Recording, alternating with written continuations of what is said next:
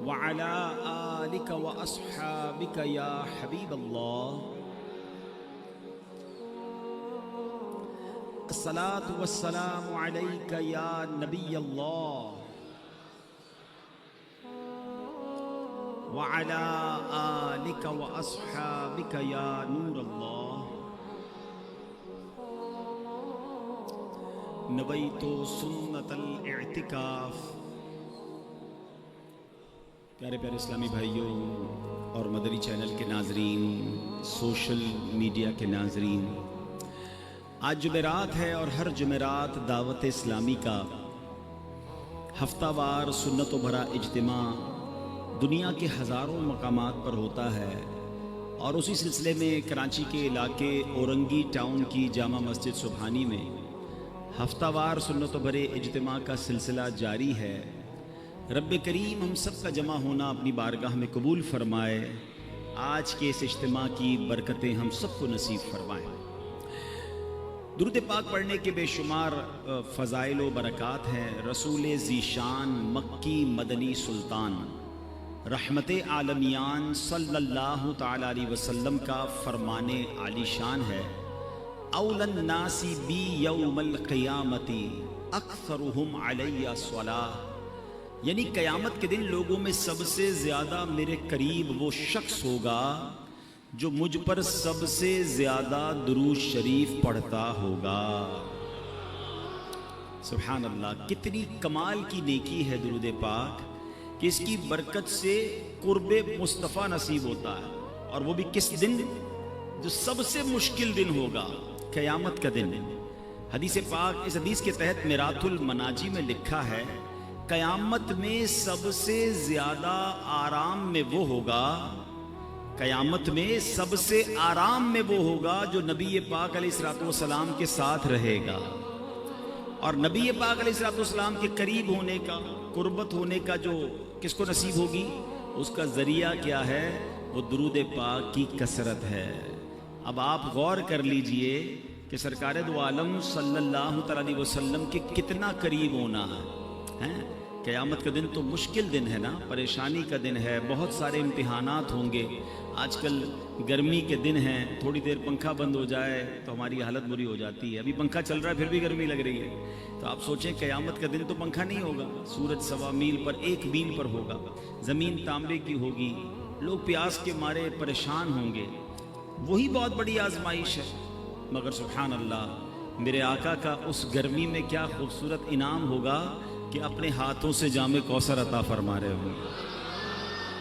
اچھا، آج کی گرمی میں ایک اور بھی ہمیں پرابلم ہوتی ہے کہ پانی پیئے پھر تھوڑی دیر بعد پیاس لگ جاتی ہے، تھوڑی دیر پہلے پانی پیا ہوتا ہے پھر پیاس لگ جاتی ہے۔ آپ سوچیں قیامت کی گرمی میں کتنی پیاس لگے گی۔ بڑی مشکل سے اگر جام کوثر مل گیا تو دوبارہ کیسے ملے گا؟ تو سبحان اللہ، میرے رب کی رحمت کا انتظام دیکھیں کہ یہ جام آب کوثر ہے نا، یہ وہ خوبصورت حوض ہے جو نبی پاک اپنے ہاتھوں سے اپنے غلاموں کو جام تقسیم فرمائیں گے۔ تو فرمایا یہ ایسا پانی ہے، جمعے کے خطبے میں آپ ایک جملہ سنتے ہوں گے، شربتن ہنیئتم مریئا لا نظمع بعدہ ابدا۔ فرمایا یہ ایسا شربت ہے جو ایک بار پی لے گا اس کو پھر کبھی پیاس ہی نہیں لگے گی۔ تو اب جو نبی پاک کے قریب ہو جائے گا تو اس کو تو جام کوثر آسانی سے مل جائے گا نا، باقی لوگ تو بہت بڑا رش ہوگا، مگر درود پاک پڑھنے والا آقا کے قریب ہوگا تو انشاءاللہ گرمی کا علاج بھی ہو جائے گا۔ اعلیٰ حضرت لکھتے ہیں نا، ٹھنڈا ٹھنڈا میٹھا میٹھا، ٹھنڈا ٹھنڈا اور میٹھا میٹھا پیتے ہم ہیں، پلاتے یہ ہیں صلی اللہ۔ اچھا، ایک پرابلم نہیں ہوگی، پرابلم بہت ساری ہیں۔ اس دن نامہ اعمال کھولے جائیں گے۔ اچھا، ہمیں پہلے ہی پتہ ہے ہمارے اعمال نامے میں اتنے گناہ ہیں، اتنی خطائیں ہیں، سب کے سامنے کھل گئے تو پردہ کھل جائے گا، عیب کھل جائیں گے، شرمندہ ہو جائیں گے۔ مگر سنو میرے آقا کیسے کریم ہیں۔ اعلیٰ حضرت کہتے ہیں، رنگے بے رنگوں کا پردہ ہم رنگے بے رنگ رنگوں کا پردہ دامن ڈھک کے چھپاتے یہ ہیں صلی اللہ اپنی بنی ہم آپ بگاڑے اپنی بنی ہم آپ بگاڑے کون بنائے بناتے یہ ہیں صلی اللہ. تو یہ سمجھنا ہے ہر اسٹیپ پر قیامت کے دن ہر مشکل میں ہمیں بار بار نبی پاک کی حاجت ہوگی, آقا کے کرم کی حاجت ہوگی, اور سب کو حاجت ہوگی, مگر جو قریب ہوگا اس کے کام تو اور آسان ہو جائیں گے نا. تو پیارے آقا علیہ الصلوۃ والسلام کے بروز قیامت قریب ہونا یہ بہت ساری پرابلم کا سولوشن ہے. پل صراط سے گزرنا ہے, سلم وہاں پر لوگ کٹ کٹ کر جہنم میں گر رہے ہوں گے. کتنا خطرناک پل ہے, تلوار سے زیادہ تیز ہے, بال سے زیادہ باریک ہے, مگر آپ کو پتا ہے میرے آقا کتنے کریم ہیں اپنے امتیوں کے لیے. اسی پل کے کنارے رب کی بارگاہ میں سجدہ فرمائیں گے اور کیا عرض کریں گے, سلم امتی سلم یا رب میری امت کو سلامتی کے ساتھ گزار دے. تو اعلیٰ حضرت کہتے ہیں سلم سلم کی ڈھارس سے, سلم سلم کی ڈھارس سے پل سے پار چلاتے یہ ہیں صلی اللہ. تو بس اب نیت کر لیں کہ انشاءاللہ کثرت کے ساتھ درود پاک پڑھیں گے.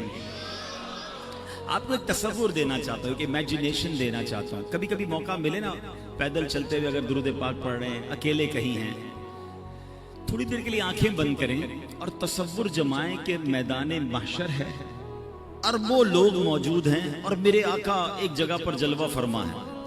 میں جتنے درود پڑھتا جا رہا ہوں اتنے قدم نبی پاک کے پاس ہوتا جا رہا ہوں. یہی حدیث میں ہے نا, جتنے زیادہ درود پڑھے ہوں گے وہ اتنا قریب ہوگا.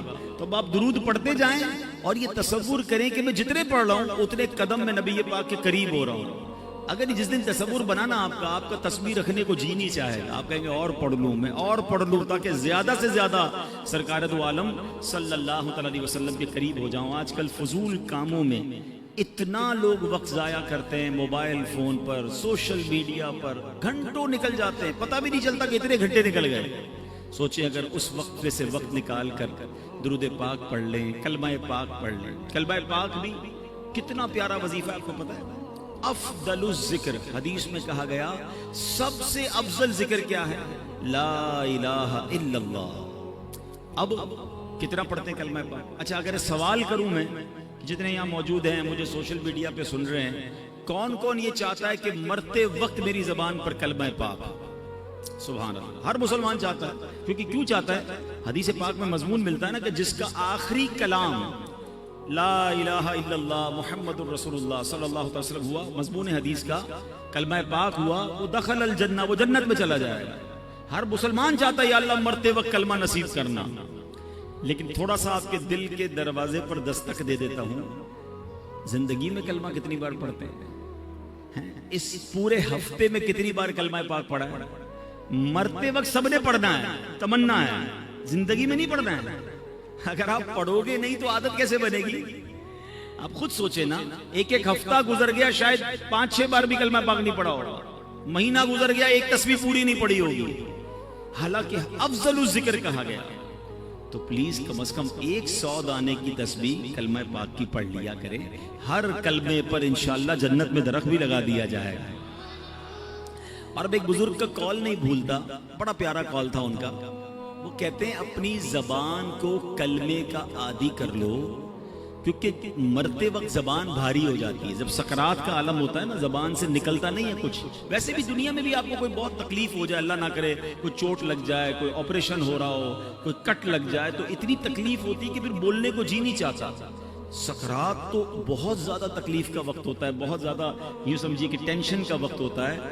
تو بزرگ نے فرمایا کہ اپنی زبان کو کلمے کا ایسا عادی کر لو کہ جب زبان بھاری ہو جائے تب بھی تمہاری زبان سے کلمہ نکل جائے. جو زندگی میں پڑھتا ہی نہیں اس کو مرتے وقت کلمہ کیسے نصیب ہوگا؟ خود سوچے نا. تو عادت ہونی چاہیے روزانہ کلمہ پاک لا الہ الا اللہ محمد الرسول اللہ، یا ایسا کریں کہ 10-12 بار لا الہ الا اللہ پڑھ لے، پھر 2-3 بار محمد الرسول اللہ پورا پڑھ لے، لیکن یہ پڑھتے رہیں، جتنا ہو سکے پڑھتے رہیں، تو انشاءاللہ آپ کو ذکر الہی کا بھی ثواب ملے گا اور کلمہ پاک کی برکتیں نصیب ہوں گی. آئیے مل کر محبت کے ساتھ باآواز بلند درود پاک پڑھ لیں. صلو علی الحبیب صلی اللہ علیہ وسلم. حضرت سیدنا ابراہیم بن ادھم رحمت اللہ تعالی، یہ بہت بڑے اللہ کے ولی، اور یہ بعد میں بلخ شہر کے بادشاہ بھی بن گئے. مگر جب یہ خود ایک زمانے میں بادشاہ تھے، توبہ کر کے تو یہ انہوں نے بادشاہ چھوڑ دی، مگر یہ پہلے بلخ شہر کے بادشاہ تھے، بہت امیر زادے تھے. تو ہوا یہ کہ ایک مرتبہ کسی نے آپ سے پوچھا کہ علی جان یہ آپ کی زندگی میں انقلاب کیسے آیا؟ آپ تو بڑے بادشاہ تھے اور اب توبہ کر لی اور اب آپ ایک بالکل عام انسان کی زندگی بسر کرتے ہیں. تو فرمایا میں خراسان کے شاہی خاندان سے تھا. یہ ان دنوں کی بات ہے جب میں جوان تھا. ایک دن میں شکار کے ارادے سے جنگل میں نکلا اور میں شکار کے لیے جانور ڈھونڈ رہا تھا. اچانک مجھے غیب سے ایک آواز آئی، کوئی کہنے والا کہہ رہا تھا اے ابراہیم کیا تمہیں اس لیے پیدا کیا گیا ہے؟ میں نے گھبرا کر ادھر ادھر دیکھا، کوئی بھی نظر نہیں آیا. مجھ پر سختہ طاری ہو گیا کہ یہ کس کی آواز تھی. تھوڑی دیر کے بعد جب میں دوبارہ نارمل ہو گیا، حواس میرے دوبارہ جو ہے وہ بحال ہوئے، پھر جانور ڈھونڈنے لگا، پھر شکار کے لیے آگے گیا. کچھ ہی دور چلا تھا کہ جس زمین پر میں چل رہا تھا اس کے اندر سے آواز آئی اے ابراہیم اس میں کوئی شک نہیں کہ تمہیں ان کاموں کے لیے پیدا نہیں کیا گیا. اس غیبی آواز نے میرے دل کی دنیا بدل دی.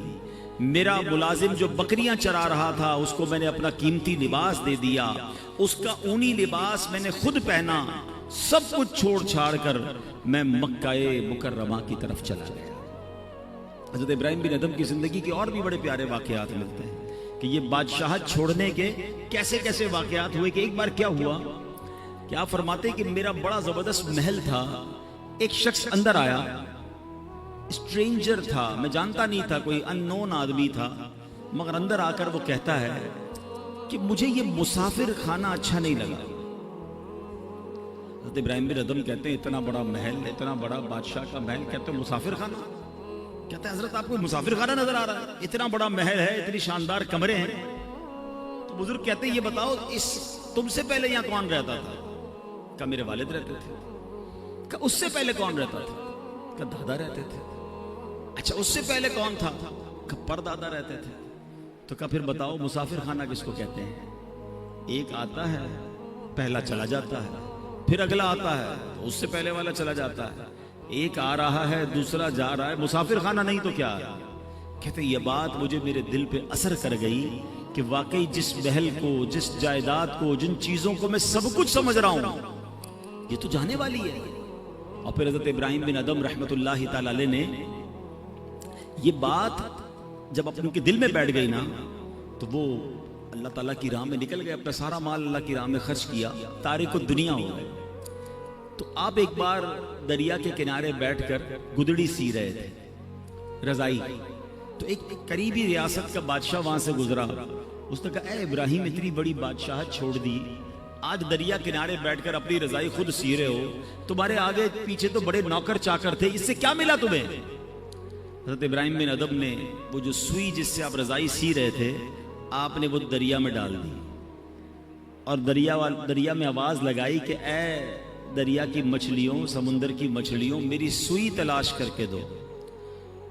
جو بادشاہ تھا وہ دیکھ کر حیران ہو گیا کہ بہت ساری مچھلیاں اوپر آئیں، کسی کے منہ میں سونے کی سوئی ہے، کسی کے منہ میں چاندی کی سوئی ہے، سب ایک ایک سوئی لے کر آ گئے. آپ نے فرمایا نہیں مجھے میری سوئی چاہیے.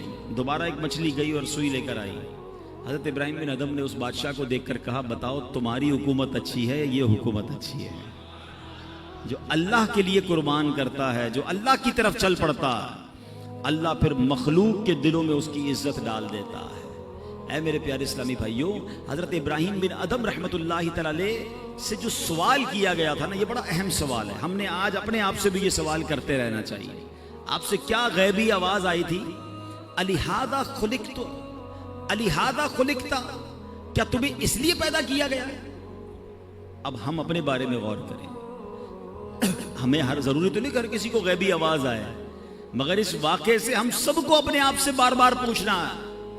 ہم جب موبائل استعمال کرتے ہیں اور جو کچھ دیکھ رہے ہیں تو کاش دل سے یہ سوال آئے، الہذا خلقت، کیا میں اس کام کے لیے پیدا کیا گیا ہوں جو میں کر رہا ہوں؟ اپنے آپ سے پوچھیں نا۔ اسی طرح ہم کچھ پڑھ رہے ہیں، کیا پڑھ رہے ہیں؟ یہ پڑھنے سے فائدہ ہوگا یا رب ناراض ہوگا؟ یہ پڑھنے والی چیز ہے بھی کہ نہیں؟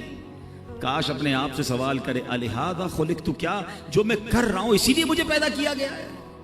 ہم کہیں جا رہے ہیں، کس طرف جا رہے ہیں؟ نیکی کی طرف یا بری محفل کی طرف؟ شراب کھانے کی طرف، جوا کھانے کی طرف، بے حیائی کی طرف، دوستوں کے ساتھ برے کاموں کی طرف؟ کاش دل سے یہ سوال آ جائے، الہذا خلقت، کیا تجھے اس لیے پیدا کیا گیا جس لیے تو جا رہا ہے؟ ایک ایک چیز ہم کاروبار کر رہے ہیں، جو بھی کاروبار کر رہے ہیں اپنے آپ سے پوچھیں، کیا مجھے اس لیے پیدا کیا گیا جس انداز سے میں کاروبار کر رہا ہوں؟ ہم غور کر لیں اپنے ہر عمل پر۔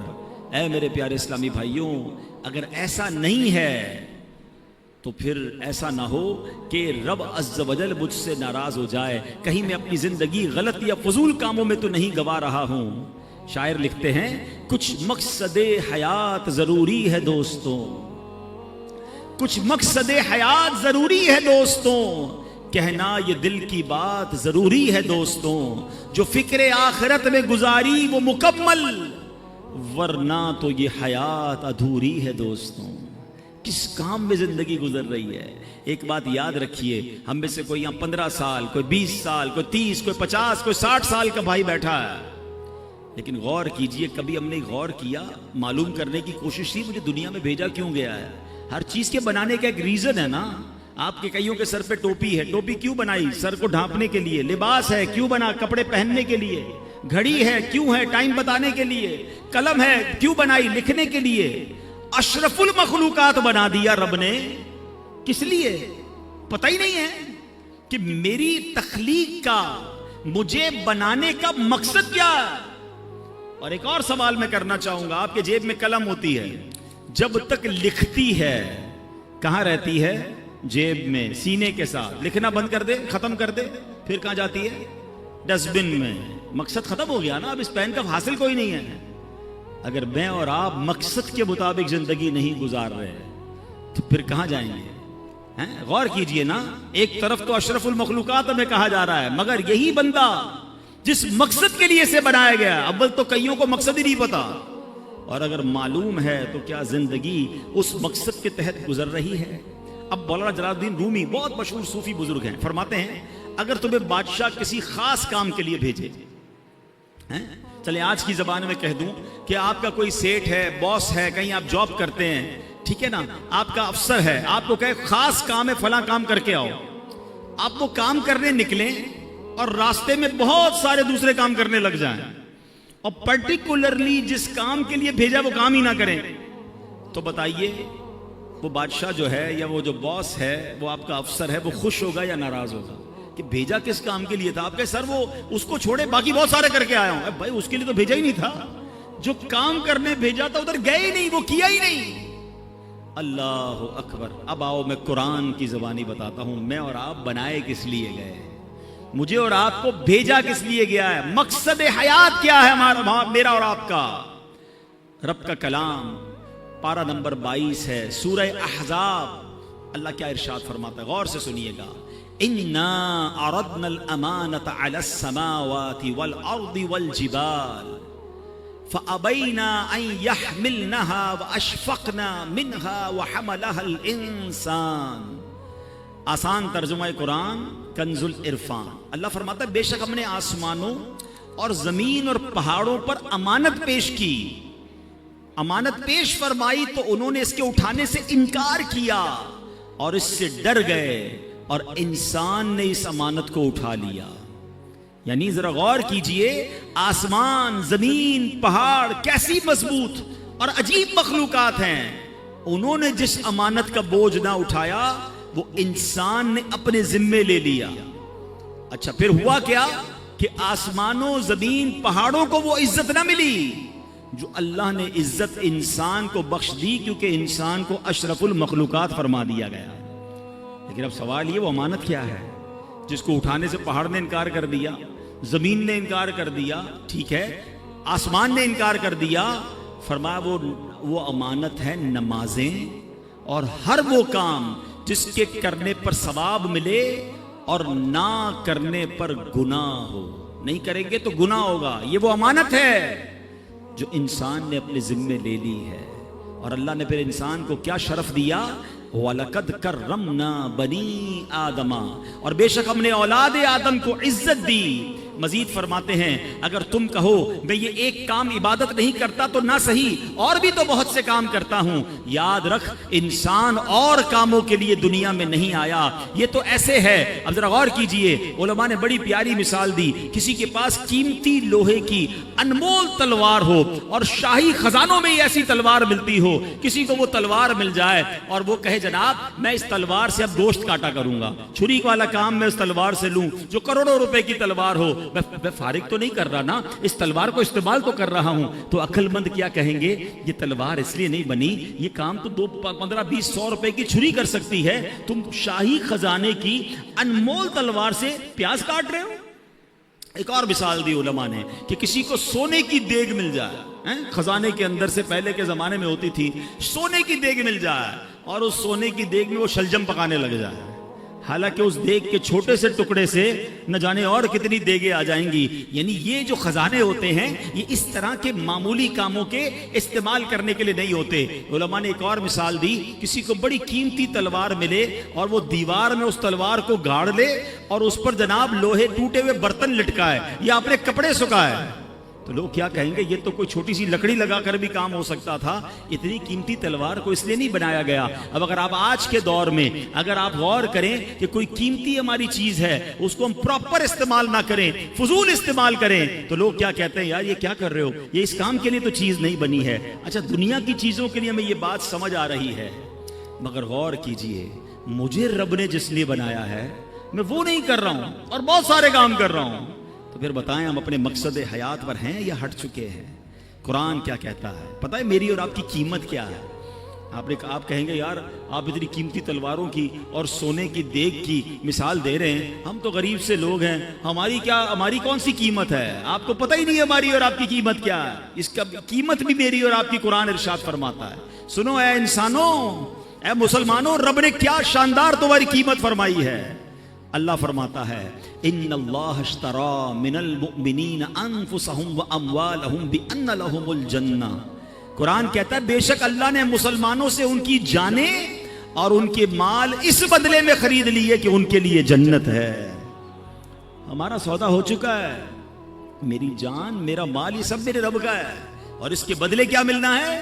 رب نے اس کے بدلے جنت کا مول دینا ہے۔ اب ہم دیکھیں کہ ہمیں کیا خوبصورت مول ملنے والا ہے، مگر ہم کر کیا رہے ہیں؟ ہم کن کاموں میں لگ گئے؟ ہم اللہ کی نافرمانی میں لگ گئے۔ بڑی مشہور آیت ہے، ہم سب نے کئی بار سنی ہوگی، وَمَا خَلَقْتُ الْجِنَّ وَالْإِنسَ إِلَّا لِيَعْبُدُونَ۔ اللہ کیا فرماتا ہے؟ میں نے انسان اور جنات کو نہیں بنایا مگر اپنی عبادت کے لیے، یعنی اللہ نے مجھے اور آپ کو اپنی عبادت کے لیے بنایا۔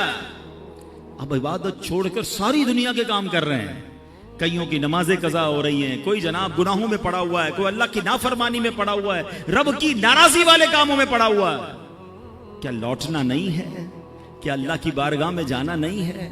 خدا را اپنے مقصد حیات سے نہ ہٹیں۔ یاد رکھیے میرے پیارے اسلام بھائیوں، شاعر لکھتے ہیں فرشتوں سے بہتر ہے انسان بننا، فرشتوں سے بہتر ہے انسان بننا، مگر اس میں لگتی ہے محنت زیادہ۔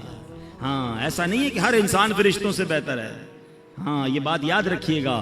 دیکھیں ہمارے اندر انسان میں اور حیوان میں اور فرشتوں میں فرق، ان میں شہوت نہیں ہے۔ جانوروں میں شہوت ہے، عقل نہیں ہے۔ انسانوں میں عقل بھی ہے اور شہوت بھی ہے، برے خیالات بھی آتے ہیں۔ فرمایا جانور صرف اپنی شہوت پوری کرتا ہے اس لیے وہ جانور ہے، فرشتے با عقل ہیں، عبادت کرتے ہیں اس لیے وہ بڑے برتر ہیں، مگر وہ انسان جو اپنی شہوت، نفسانی خواہشات، شیطان کے وار اور گناہوں کے جو حملے ہوتے ہیں اس سے اپنے آپ کو بچا لے اور اللہ کی فرما برداری والی زندگی گزارے تو فرمایا وہ فرشتوں سے افضل ہو جاتا ہے۔ مگر وہ انسان جو عقل ہوتے ہوئے بھی صرف اور صرف اپنی نفسانی خواہشات، شہوات اور گناہوں کی طرف چلا جاتا ہے، اللہ کی نافرمانی کرتا ہے، فرمایا پھر وہ جانوروں سے بھی بدتر ہے۔ وہ انسان فرشتہ نہیں ہے یا فرشتوں سے افضل نہیں ہے، ہر انسان نہیں ہے، یہ کیٹیگری ہے انسانوں کی کہ آپ کی لائن آف ڈائریکشن کیا ہے، آپ زندگی اللہ کی فرما برداری میں گزار رہے ہیں یا آپ جانوروں سے بھی بدتر زندگی گزار رہے ہیں۔ شہوت پوری کرنا، جو من میں آیا وہ کرنا، وہ تو جانور بھی کرتا ہے۔ اگر ایک انسان مسلمان ہو کر بھی جانوروں والی زندگی گزارے تو پھر تو وہ جانوروں سے بھی بدتر ہو گیا نا۔ غور کیجئے میرے پیارے اسلامی بھائیوں، ایک بات یاد رکھیے گا، یہ دنیا آخرت کی کھیتی ہے۔ ہم اس دنیا میں دنیا نہیں بلکہ آخرت کمانے آئے ہیں۔ ہم دنیا میں اس لیے ہیں تاکہ آخرت کی بہتریاں کما سکیں، یہاں نیک کام کریں، اللہ پاک کی رضا والے کام بجا لائیں، جنت میں لے جانے والے کام کریں۔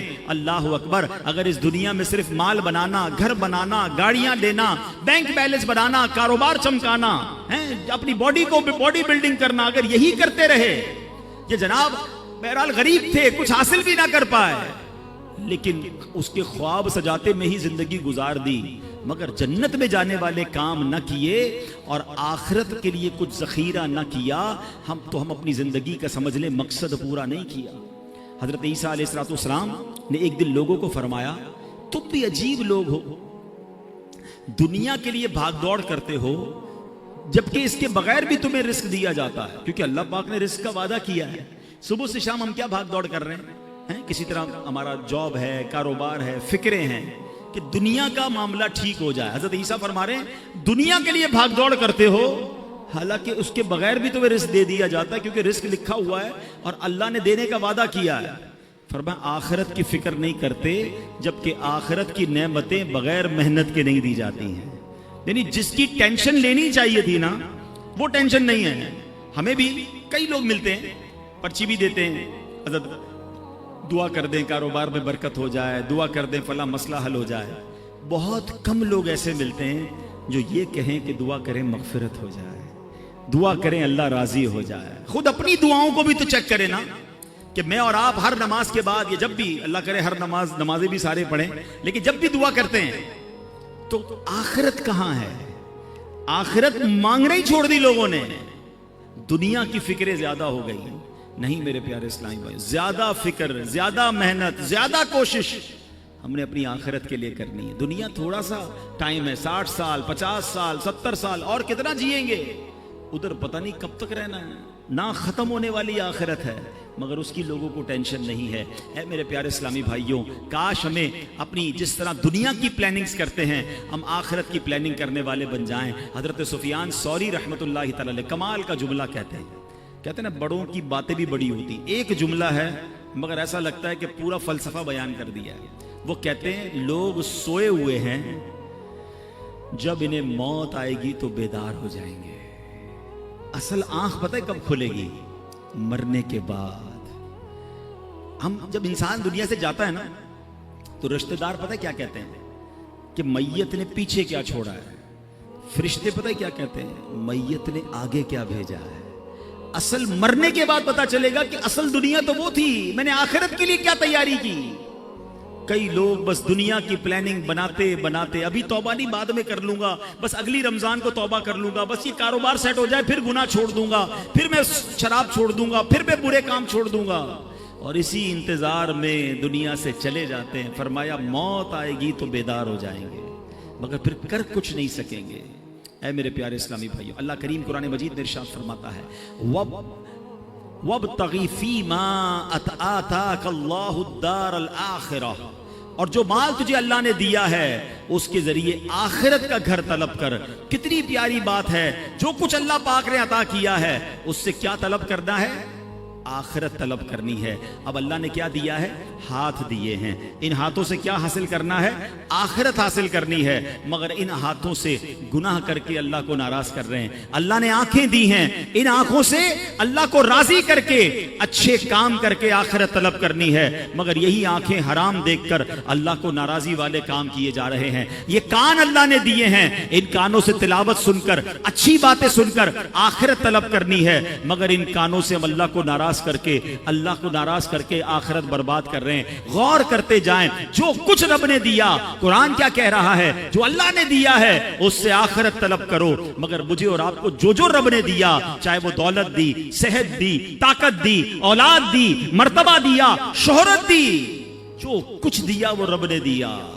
مگر کیا میں اس سے آخرت طلب کر رہا ہوں یا رب ہی کو ناراض کر رہا ہوں؟ بڑی عجیب کیفیت ہے. اے میرے پیارے اسلامی بھائیوں, حضرت سہل بن عبداللہ تستری رحمۃ اللہ تعالی علیہ بہت بڑے اللہ کے ولی ہیں. ان کی عادت کریمہ تھی, اللہ کی راہ میں بہت خرچ کیا کرتے تھے. جو ہاتھ میں آتا اللہ کی راہ میں دے دیتے. تو ان کے گھر والوں کو لگا کہ یہ اتنا خرچ کرتے ہیں تو ایسا نہ ہو سارے ہی خرچ کرنے, کچھ بچے ہی نہ ان کے پاس. تو حضرت عبداللہ ابن مبارک کے پاس گئے کہ حضور ان کو کہیں کہ اتنا خرچ نہ کریں, غریب ہو جائیں گے. خرچ کریں اللہ کی راہ میں مگر اتنا تو خرچ نہ کریں. تو عبداللہ ابن مبارک نے ان کو کہا کہ مجھے تمہارے گھر والوں کا پیغام آیا ہے کہ تھوڑا ہلکا ہاتھ رکھو, اتنا اللہ کی راہ میں جو آتا ہے خرچ کر دیتے ہو. تو حضرت عبداللہ تستری رحمۃ اللہ تعالی علیہ نے بڑا کمال کا سوال کیا سہل بن عبداللہ تستری نے کہ حضور ایک بات بتائیں, ایک بندے کا ایک مکان ہو, اس کو چھوڑ کے دوسرے مکان میں اس کو شفٹ ہونا ہو, تو کیا پچھلے مکان میں کچھ چھوڑتا ہے وہ, یہ سارا کچھ نکال کے آگے لے جاتا ہے؟ تو فرمایا واقعی مکان شفٹ کرنا ہو تو پہلا مکان تو پورا ہی خالی کر کے جاتا ہے. کہ حضرت بس میرا اگلے مکان میں شفٹنگ کا ٹائم آنے والا ہے, میرا آخرت کا سفر قریب ہے, تو میں یہاں کیوں چھوڑ کے جاؤں, میں آخرت کے لیے تیاری کر رہا ہوں, میں اگلے مکان کو سجا رہا ہوں. اب آپ بھی ذرا غور کریں, کسی کا کرائے کا گھر ہو یا اپنا گھر ہو, چھوڑ کے اگلے گھر میں شفٹ ہونا ہو تو ایک ایک چیز یہاں سے نکال کے لوگ ادھر لے جاتے ہیں. بعض اوقات تو وہ بھی لے جاتے جو نکالنے کا عرف نہیں ہوتا. اگلا آ کے پریشان ہوتا ہے, یار پورا گھر ہی خالی کر گئے, یار یہ بھی لے جاؤں وہ بھی لے جاؤں, بس نہیں چلتا ورنہ ٹائلیں بھی نکال کے لے جائیں, میرا ہے نا لے جاؤں آگے, کیونکہ رہنا آگے ہے, اب اس گھر میں نہیں رہنا. کاش یہ بات سمجھ آ جائے کہ اس دنیا میں مجھے رہنا نہیں ہے, مجھے اگلی دنیا میں جانا ہے, میرا سفر آگے کا ہے, مگر آگے کی کیا تیاری ہے. اللہ کرے یہ بات سمجھ آ جائے. اسی طرح کا ایک واقعہ کہ کس طرح عقل مند لوگ اپنی اگلے سفر کی تیاری کرتے ہیں, اس واقعے سے مزید سمجھ آئے گا. ایک شہر میں ایک عجیب سا عرف تھا, عجیب سا اس کا ایک اصول تھا کہ ہر سال وہ اپنا ایک بادشاہ چنتے تھے. مگر اس کا طریقہ یہ تھا کہ جو پہلا دن سال کا ہوتا تھا, شہر کے دروازے میں جو سب سے پہلا بندہ داخل ہوتا تھا, ارلی ان دا مارننگ, صبح صبح اس کو پکڑتے تھے اور اپنا بادشاہ بنا دیتے تھے. تو ایک اجنبی سا شخص تھا, وہ اس کو پتہ بھی نہیں تھا, وہ شہر میں صبح صبح داخل ہوا, شہر والوں نے پکڑ لیا, مبارک ہو مبارک ہو, اس کو ہار وغیرہ پہنایا, کہ خیریت تو ہے, کہ آپ کو مبارک ہو, آپ ہمارے بادشاہ بن گئے. کیوں بادشاہ بن گیا؟ کہ ہمارا اصول ہے جو سال کے پہلے دن سب سے پہلے شہر میں داخل ہوتا ہے وہ بادشاہ. کہ اچھا تو کتنے ٹائم کے لیے بادشاہ؟ کہ 1 سال کے لیے. وہ تھا بڑا عقل مند آدمی, کہتا 1 سال کے لیے. کہ ہاں. کہ پہلے جو مجھ سے پہلے بادشاہ تھے وہ سارے کہاں گئے؟ کہ وہ 1 سال حکومت کرتے ہیں, پھر ہم ان کو ایک جنگل میں جا کے پھینک کے آ جاتے ہیں, اور اس جنگل کے اندر وہ بھوکا پیاسا مر جاتا ہے. اگر بھوکا پیاسا نہیں مرتا تو سانپ بچھو کھا جاتے ہیں. اس نے کہا اچھا. اب اس نے بڑی عقل بندی کی, اس نے پہلے تو پورے شہر والوں کے کام بڑے اچھے کیے, ان کے مسائل حل کیے, اور پھر غیر محسوس انداز میں اس نے اس شہر سے اس جنگل تک کا روڈ بنوایا. اچھا روڈ بن گیا تو وہاں اس نے لوگوں کو بسانا شروع کیا, آہستہ آہستہ کھانے پینے کی دکانیں بھی وہاں لگا دی. اب جب سال پورا ہوا تو لوگوں کو کہا ٹھیک ہے بھائی میرا ٹائم پورا ہو گیا, مجھے بھی اسی جنگل میں چھوڑ کے آ جاؤ. تو جو شہر کے بڑے لوگ تھے انہوں نے کہا آپ بڑے سمجھدار ہیں, آپ نے اس جنگل بیابان کو بھی شہر بنا دیا, ادھر بھی جناب اتنی رونق کر دی کہ ہم آپ کو ادھر بھی لے کے جائیں گے تو آپ کو کوئی پرابلم نہیں ہوگی. ہمیں ایسے ہی عقل مند بادشاہ کی ضرورت تھی, اب ہم سب نے مل کر فیصلہ کیا ہے آپ ہی ہمارے بادشاہ رہیں گے. اب بظاہر تو یہ واقعہ ہے, مگر کیا مجھے اور آپ کو ایک شہر میں نہیں جانا ہے؟ مجھے اور آپ کو ایک اور دنیا میں نہیں جانا ہے جہاں سانپ اور بچھو بھی ہو سکتے ہیں؟ اللہ ناراض ہوا تو قبر میں سانپ اور بچھو بھی تو ہو سکتے ہیں نا. جہنم کی آگ اور جہنم کا عذاب کتنا خطرناک ہے, مگر ہم میں سے کون ہے جو اس جہان کو, آخرت کے معاملات کو آسان کرنے کے لیے یہاں سوچ رہا ہے؟ کہ یار یہیں رہ کر میں آخرت بہتر کر لوں. ایک اور واقعہ میں نے پہلے بھی بیانات میں سنایا ہے کہ ایک ملک تھا, یہ بھی حکایت ہے ایکچولی, یہ اس طرح کی حکایتیں چوٹ کرنے کے لیے ہوتی ہیں, کہ ایک ملک میں ایک مقابلہ کروایا گیا کہ اس پورے ملک میں سب سے بڑا بے وقوف کون ہے. اب ہے نا بڑی عجیب بات, بے وقوفوں کا مقابلہ کون کرتا ہے. بہرحال مقابلہ ہوا, وزیروں نے سلیکٹ کیا کہ بادشاہ سلامت ہم نے جان لیا ہے کہ یہ بندہ سب سے بڑا بے وقوف ہے. چیک کر لیا, چیک کر لیا. اس کو اس نے اپنی سونے چاندی کی خوبصورت سی مالا ہار پہنایا اور اس کو گھر بھیج دیا. وہ بندہ بڑا خوش گھر آ گیا. تھوڑے دنوں بعد اس کو کسی نے بتایا کہ بادشاہ سلامت بڑے بیمار ہو گئے ہیں. اچھا چلو میں جا کے ملتا ہوں بادشاہ سلامت سے. بادشاہ کے پاس گیا, کہا بادشاہ سلامت کیسے ہیں آپ, ٹھیک ہیں؟ تو کہا بس اب تو آخری لمحات ہیں, یہ دنیا چھوڑ کر جا رہا ہوں. کہتے ہیں اچھا بادشاہ سلامت کہیں اور جا رہے ہیں؟ تھا تو بے وقوف نا. کہاں بس اب یہ دنیا یہ جہان چھوڑ کر اگلے جہان میں جا رہا ہوں. تو بادشاہ سلامت یہ بتائیے, یہاں تو اتنا بڑا محل ہے, اتنے سارے کمرے ہیں, جدھر جا رہے ہیں ادھر محل بنا لیا. بادشاہ کہتا ہے وہاں تو جھونپڑی بھی نہیں بنائی ہے. اچھا بادشاہ سلامت میں دیکھ رہا ہوں آپ کے پاس بڑے پیسے ہیں, یہاں پر بڑے ہیرے جواہرات ہیں, جدھر جا رہے ہیں ادھر آپ نے پیسے بھجوا دیے؟ کہا نہیں ادھر تو پھوٹی کوڑی بھی نہیں ہے. کہ بادشاہ سلامت ادھر میں دیکھ رہا ہوں آپ کے آگے پیچھے اتنے خادم خادمائیں ملازم, جدھر جا رہے ہیں ادھر کچھ ملازم بھجوائے نہیں بھجوائے؟ کہا ادھر میرا کوئی خدمتگار نہیں ہے.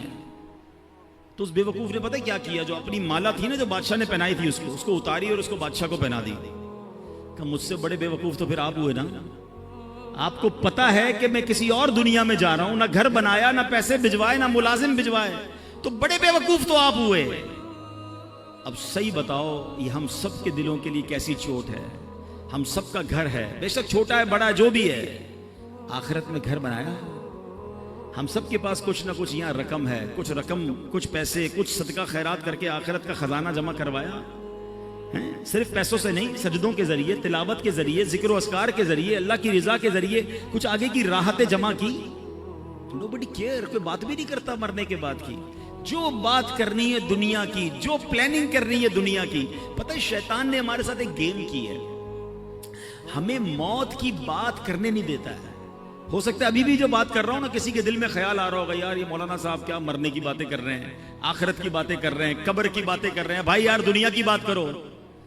کمال ہے یار, میں بات نہیں کروں گا تو آپ مرنے سے بچ جاؤ گے. کیا جنازے اٹھتے نہیں دیکھ رہے؟ اچھا کیا 70-80 سال کے بعد ہی لوگ مر رہے ہیں؟ 15 سال 20 سال 22 سال کے نوجوان بھی دنیا سے جا رہے ہیں. ہماری میری آپ کی باری کب آ جائے ہمیں پتہ ہی نہیں ہے. تو ہم کس چیز کے انتظار میں ہیں, ہم کیوں تیاری نہیں کر رہے؟ تو اے میرے پیارے اسلامی بھائیوں, آج کے اس بیان میں یہ سوچئے کہ مجھے اور آپ کو مرنا ہے. یہ حقیقت ہے, اس سے جی چرایا نہیں جا سکتا. اور وہ زندگی کی تیاری, آخرت کی تیاری مجھے اور آپ کو دنیا میں کرنی ہے. کاش ہمیں یہ بات سمجھ آ جائے کہ خالی ہاتھ لے کر, خالی نامہ اعمال لے کر اگر ہم اللہ کی بارگاہ میں گئے تو پھر کیا جواب دیں گے. اے میرے پیارے اسلامی بھائیوں, آپ کو پتہ ہے کہ جمعے کے خطبے میں, اب کل جمعہ ہے نا, آپ جمعہ سنیں گے, خطبہ سنیں گے, ایک بڑی خوبصورت حدیث سنائی جاتی ہے. اور اس حدیث میں بار بار بات یہ کہ ہم سنتے تو ہیں مگر اس کا ترجمہ معلوم نہیں کرتے. اگر معلوم کر لیں, سمجھیں تو کتنے خوبصورت میسیجز ہوتے ہیں. اللہ کے حبیب علیہ الصلوۃ والسلام فرماتے ہیں البر لا یبلا والذنب لا ینسا والدیان لا یموت اعمل ما شئت کما تدین تدان. کچھ یاد آ رہا ہے؟ ایسے الفاظ کانوں میں آتے ہیں نا, آتے تو ہیں, ہم تو اس وقت اپنی دکان کا حساب کر رہے ہوتے ہیں, ہمارا تو دھیان کہیں اور ہوتا ہے. ہر جمعے یہ تقریباً حدیث خطبوں میں سنائی جاتی ہے. کیا کمال کی حدیث ہے. البر لا یبلا, نیکی پرانی نہیں ہوتی. والذنب لا ینسا, گناہ بھلایا نہیں جاتا. والدیان لا یموت, جس رب نے انصاف کر رہا ہے اس کو موت نہیں آنی. اعمل ما شئت کما تدین تدان, کر لے جو کرنا ہے, جیسی کرے گا ویسی بھرے گا. ہے نا حدیث سمجھانے والی کہ نیکی پرانی نہیں ہوگی, نیکیاں کرتے رہیے. اچھا گناہ کر کے ہم بھول جاتے ہیں مگر ہم بھول گئے, کہیں لکھے گئے ہیں, کہیں موجود ہیں, ہمارے نامہ اعمال میں موجود ہیں. ہمارا معاملہ ہی الٹا ہے. ہمارے بزرگان دین ایک زندگی میں غلطی ہو جاتی ساری زندگی اسے یاد کر کے روتے. ہمارے ہزاروں گناہ ہیں ہمیں یاد ہی نہیں ہیں, ہمیں اپنی نیکیاں یاد ہیں. کبھی کبھی جناب تہجد پڑھ لیں تو ایسا لگتا ہے میں تو پکا ہی جنتی ہو گیا. آج تو 5 ٹائم جماعت سے نماز پڑھی ہے, کمال ہو گیا. ایک نیکی کر کر پھولے نہیں سماتے, ہزاروں گناہ کیے وہ بھول گئے. یاد رکھیے گا حدیث کے الفاظ ہے, گناہ بھلایا نہیں جاتا, توبہ کرنی ہوگی, اللہ کو راضی کرنا ہوگا.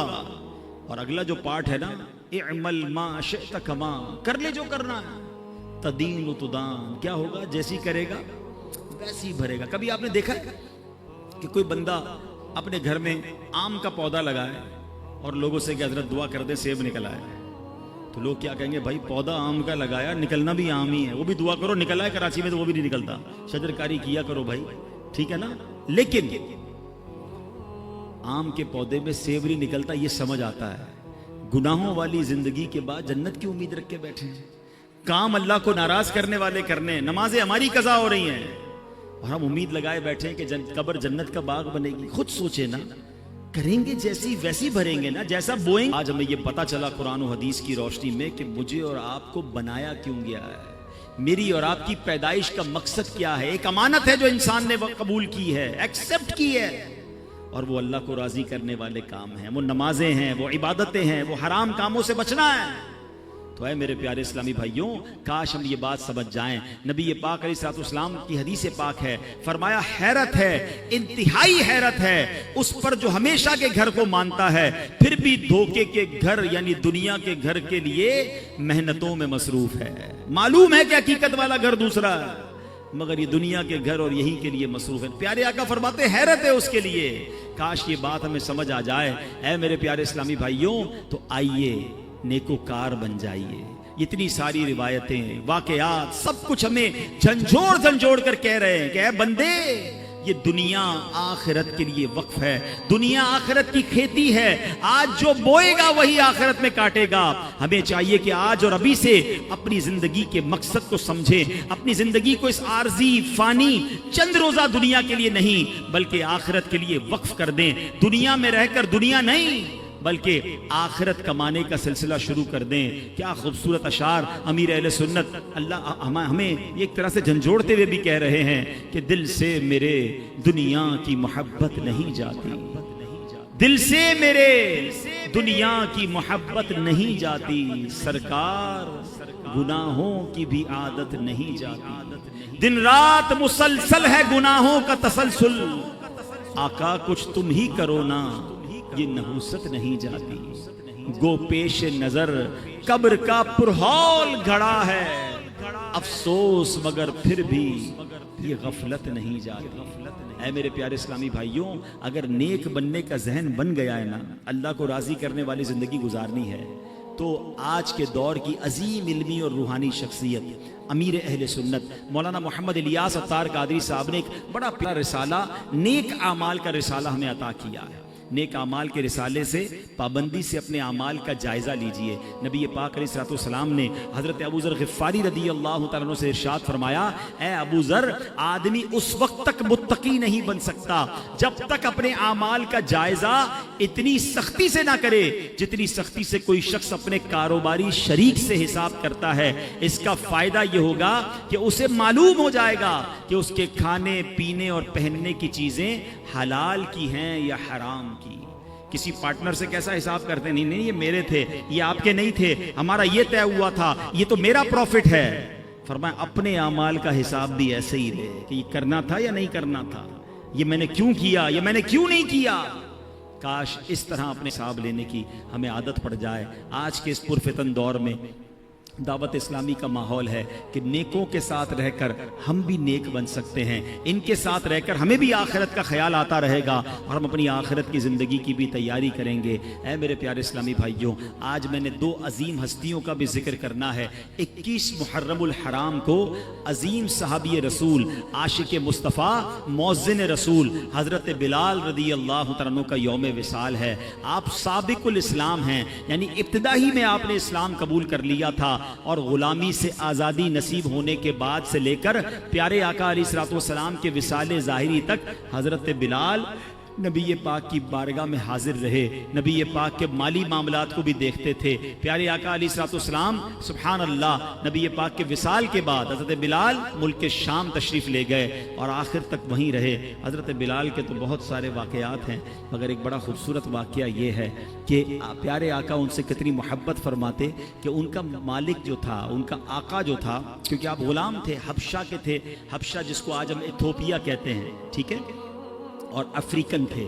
تو ہوا یہ کہ وہ جو غلام تھا، جو آقا تھا امیہ، وہ حضرت بلال پر بڑی سختی کرتا تھا، اور آپ مسلمان ہو گئے تھے تو آپ کو مکے کی ریت پر، ریگستان پر لٹا کر پتھر سینے پر رکھتا تھا اور کہتا تھا اے بلال اللہ کا انکار کر دو، اور آپ کہتے میں مر جاؤں گا مگر اللہ کا انکار نہیں۔ وہ بہت مارتا تھا۔ حضرت ابوبکر صدیق قریب سے گزرتے تھے، دیکھتے تھے کہ یہ امیہ بڑا زیادتی کرتا ہے، نبی پاک کو بھی بڑا دکھ ہوتا تھا۔ ایک بار حضرت ابوبکر صدیق امیہ بن خلف کے پاس پہنچے، کہا بتاؤ بلال کتنے میں دو گے؟ وہاں غلام کی خرید و فروخت ہوتی تھی۔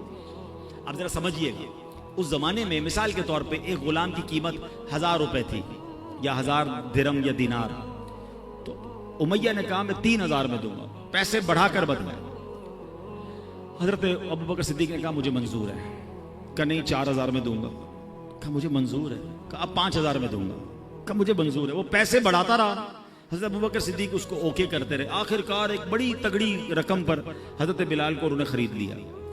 تو امیہ کہتا ہے اے ابوبکر رضی اللہ تعالیٰ عنہ، تمہارے کاروبار کے تو بڑے چرچے سنے ہیں، تم تو بڑے کاروباری ہو، سودا بڑا کس کے، بڑا جانچ کے لیتے ہو، تم نے ایک حبشی غلام کو اتنا مہنگا خرید لیا۔ سیدنا ابوبکر صدیق کے وہ تاریخی الفاظ سنے، وہ کہتے تمہیں کیا معلوم بلال کی قیمت کیا ہے؟ اے امیہ تو اگر اس سے بھی زیادہ مانگتا میں اس سے زیادہ تجھے رقم دیتا۔ حضرت بلال کو لیا اور نبی پاک کی بارگاہ میں حاضر ہوئے، کہا حضور بلال حاضر ہے، حضور بلال کو آزاد کروا کے لایا ہوں۔ اللہ اکبر، نبی پاک اتنا خوش ہوئے، فرماتے اے ابو بکر بلال کو خرچ کرنے میں جو رقم خرچ کی ہے نا، اس میں کچھ پیسے میرے بھی شامل کر لو۔ حضرت ابوبکر کہتے ہیں حضور میرا جو کچھ ہے سب آپ ہی کا تو ہے۔ اللہ اکبر، ایسے بلال ہیں جن کو نبی پاک سے کتنی محبت، اور سرکار دو عالم علیہ الصلوۃ والسلام کو ان سے کتنی محبت ہے، سبحان اللہ۔ اسی طرح 18 محرم الحرام ایک اور عظیم شخصیت، اور وہ کون ہے؟ وہ عاشق نیک اعمال، عالم باعمل، مفتی دعوت اسلامی حضرت مفتی محمد فاروق اتاری رحمۃ اللہ تعالی کا یوم وصال ہے۔ آپ نمازوں کی حفاظت فرمانے والے، زبان اور آنکھوں کا قفل مدینہ لگانے والے، تلاوت قرآن کریم کرنے والے، اور خوب دینی کاموں میں حصہ لینے والے، اور سبحان اللہ آپ رحمۃ اللہ تعالی کے انتقال کے بعد آپ کے مزار پر آپ کے پیر و مرشد امیر اہل سنت نے آپ کے بارے میں یوں فرمایا، یا رسول اللہ صلی اللہ علیہ وسلم میں اس سے راضی تھا، آپ بھی اس سے راضی ہو جائیں۔ یا غوث پاک میں اس سے راضی ہوں، آپ بھی میرے فاروق سے راضی ہو جائیں۔ اللہ اکبر، ایسی عظیم ہستی، اللہ ان دونوں عظیم ہستیوں کے مزار پر کروڑوں رحمتوں کی بارش نازل فرمائے۔ ان لوگوں نے دنیا میں رہ کر اپنی آخرت بنا لی، کاش ہم بھی دنیا میں رہ کر اپنی آخرت بہتر کرنے والوں میں ہو جائیں۔ اللہ مجھے بھی آپ کو بھی اپنی آخرت بہتر کرنے کی فکر اور سوچ نصیب فرمائے۔ اس میں مدنی قافلے بھی ہیں، سفر کریں تو آخرت کی تیاری ملتی ہے۔ بار بار اجتماع میں آتے رہیں، مدنی مذاکروں میں شرکت کریں تو انشاءاللہ یہ ذہن بنتا چلا جائے گا۔ اللہ پاک عمل کرنے کی توفیق عطا فرمائے، آمین بجاہ النبی الامین صلی اللہ تعالی علیہ وسلم۔ صلو علی الحبیب صلی اللہ تعالی علی محمد صلی اللہ علیہ وسلم۔ اب انشاءاللہ درود پاک اور اعلانات ہمارے انشاءاللہ اس میں۔ ایک اعلان سن لیجئے کہ الحمدللہ مدنی ہیلتھ کیئر سینٹر ماشاءاللہ دعوت اسلامی کا یہ بھی شعبہ ہے، اور یہ اورنگی ٹاؤن میں بن بھی چکا ہے، اور آج اس کا شاید کیمپ بھی لگا ہوا ہے۔ تو اس میں رعایتی قیمت میں لیب ٹیسٹ، میڈیکل اسٹور کی ادویات بھی ڈسکاؤنٹ کی سہولت، اور ڈاکٹر سے تسلی بخش چیک اپ، غیر ضروری لیب ٹیسٹ سے پرہیز، صاف ستھرا ماحول، اور سب سے بڑھ کر خواتین کے لیے باپردہ ماحول فراہم کیا جاتا ہے۔ اور سبحان اللہ اس طرح تقریباً ہر ماہ کئی مریضوں کو نہایت کم قیمت میں آپریشن کروایا جاتا ہے۔ اس وقت مدنی سینٹر میں 30,000 سے زائد مریضوں کا علاج کیا جا چکا ہے۔ اورنگی ٹاؤن کے لیے خوشخبری ہے کہ دعوت اسلامی سے منسلک افراد ایک ماہ کے لیے فری او پی ڈی کی سہولیات اور 50% لیبارٹری ٹیسٹ پر ڈسکاؤنٹ حاصل کر سکتے ہیں. تو یہ الحمدللہ ان غریب علاقوں کے لیے یہ دعوت اسلامی کے شعبے کی کاوش ہے. تو آپ مدنی کلینک پہ جایا بھی کریں, اور غالباً آج باہر اسٹال بھی موجود ہے, تو مزید معلومات آپ وہاں جا کر لیں.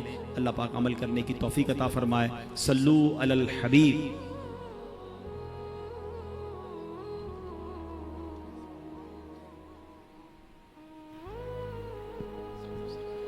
صلو علی الحبیب صلی اللہ تعالی علی محمد صلی اللہ علیہ وسلم.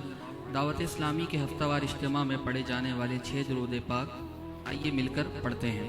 بزرگوں نے فرمایا جو شخص ہر شب جمعہ یعنی جمعہ اور جمعرات کی درمیانی رات یہ درود شریف پابندی سے کم از کم 1 مرتبہ پڑھے, موت کے وقت سرکار مدینہ صلی اللہ علیہ وآلہ وسلم کی زیارت کرے گا, اور قبر میں داخل ہوتے وقت بھی یہاں تک کہ وہ دیکھے گا کہ سرکار مدینہ صلی اللہ علیہ وآلہ وسلم اسے قبر میں اپنے رحمت بھرے ہاتھوں سے اتار رہے ہیں.